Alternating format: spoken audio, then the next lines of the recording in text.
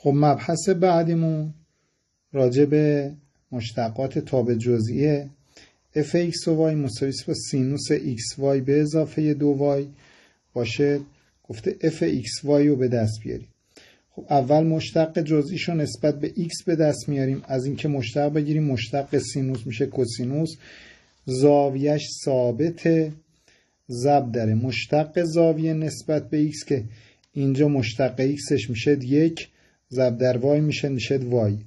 اینم که چون x نداره هیچ. حالا میایم از این عبارت نسبت به x نسبت به y مشتق میگیریم.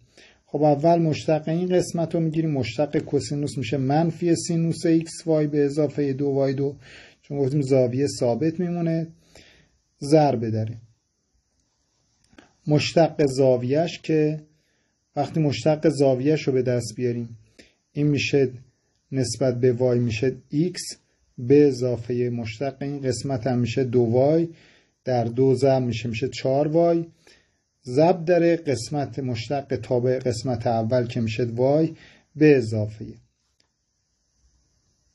حالا مشتق این عبارت رو میگیریم که میشه 1 ضرب در عبارت اولی که یعنی کوسینوس xy به اضافه 2y2 باشه.